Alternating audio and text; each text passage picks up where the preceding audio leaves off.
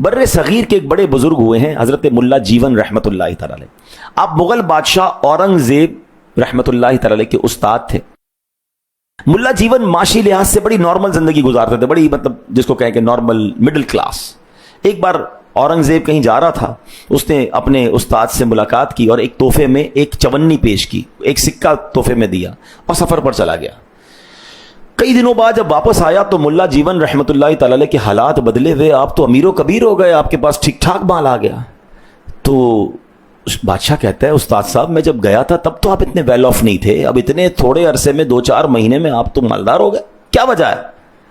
تو ملا جیون کہتے ہیں کہ آپ میرے پاس آئے تھے, مجھے آپ نے ایک سکہ دیا تھا, سکہ دے کر آپ تو چلے گئے, جب سے سکہ دیا میرے مال میں برکت ہی ہونا شروع ہو گئی, ہر چیز میں برکت ہو رہی ہے.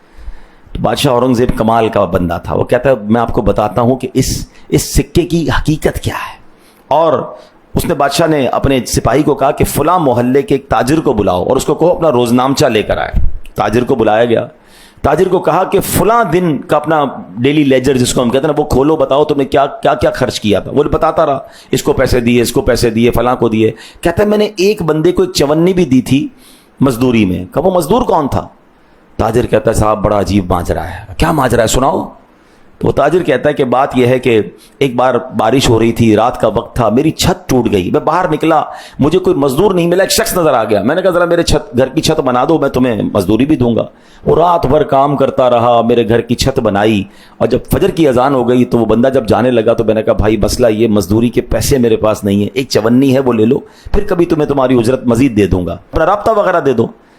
تو وہ مزدور کہتا ہے بس میرے لیے اتنا ہی کافی, اور وہ چلا گیا. جب وہ تاجر نے یہ سارا واقعہ سنایا نا تو بادشاہ اورنگزیب کہتا ہے حضور وہ مزدور میں ہی تھا, میں رات کو نکلا تھا, اس بندے کی گھر چھت ٹوٹ رہی تھی, میں نے چھت بنا دی, یہ ایک چونی میں نے بڑی محنت سے حلال کی کمائی تھی, اور وہی حلال کا سکہ میں آپ کو تحفے میں دے کر گیا تھا, اور آپ کا کہنا یہ ہے کہ اللہ نے اس سکے میں اتنی برکت ڈال دی کہ آپ مالدار ہو گئے. اس واقعے سے سیکھنے کو کیا مل رہا ہے؟ بعض اوقات حلال کے چند روپے اللہ اس میں وہ برکت ڈال دیتا ہے جو ہمارے وہم و گمان میں. اچھا جس نے قرآن پڑھا ہے سورہ بقرہ میں کیا واقعہ ہے؟ ایک باپ اپنے بچے کے لیے چھوٹی سی بچیا چھوڑ کے گیا نا, جانور چھوڑ کے گیا, چھوٹا سا گائے کا بچہ, مگر حلال تھا نا. اللہ نے اس حلال میں برکت کیسی ڈالی کہ وہی گائے کا بچہ سونے کے وزن کے مطابق بیچا جا رہا ہے, بچہ اس زمانے کا ملینئر ہو گیا. کیسے؟ حلال چھوڑا تھا. آج لوگ کہتے ہیں بچوں کے لیے کچھ تو چھوڑنا ہے نا جناب, میں جو بھی کر رہا ہوں ڈبل محنت کر رہا ہوں, اگر گڑبڑ کر بھی رہا ہوں تو بچوں کے لیے کر رہا ہوں. او بھائی بچوں کے لیے حرام چھوڑ کر جاؤ گے تو بچے حرام کام کر کے برباد کر دیں گے. تم میری اور آپ کی ذمہ داری یہ حلال چھوڑ کے جائیں اور بچوں کی اچھی تربیت کر کے جائیں, اللہ اس تھوڑے حلال میں بھی برکت ڈال دے گا. کیا آپ میں ایسے کچھ لوگ نہیں ہیں کہ جن کے ماں باپ بہت تھوڑا چھوڑ کر گئے تھے, آج اللہ نے آپ کو ترقی دے دی, کیسے مل گئی ہے؟ ماں باپ نے تربیت اچھی کی ہوگی کہ اس تھوڑے کو بھی آپ نے صحیح استعمال کیا اور اللہ نے فضل بھی فرمایا, برکت ہو گئی. اور کئی ایسے ہیں جن کے ماں باپ کروڑوں چھوڑ کر گئے, ان کے گھر بک گئے, وہ مقروض ہو گئے, وہ بیچارے در در کی ٹھوکریں کھا رہے ہیں. بھائی تم تو اربوں پتی ماں باپ کے بیٹے تھے, ماں باپ نے مال تو چھوڑا مگر تربیت نہ کی, وہی مال شراب میں, وہی مال جوئے میں, وہی مال غلط کاموں میں.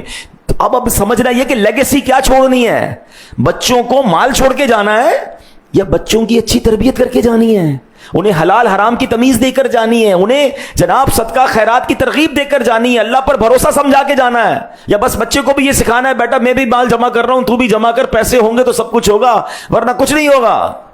تو بچے کو تو پیسے کا پجاری بنا دیا ہم نے. نہیں, یہ لیگیسی سمجھانی ہے. اور یہی بات ہے کہ ایک چونی تھی, اس نے کہاں سے کہاں پہنچا.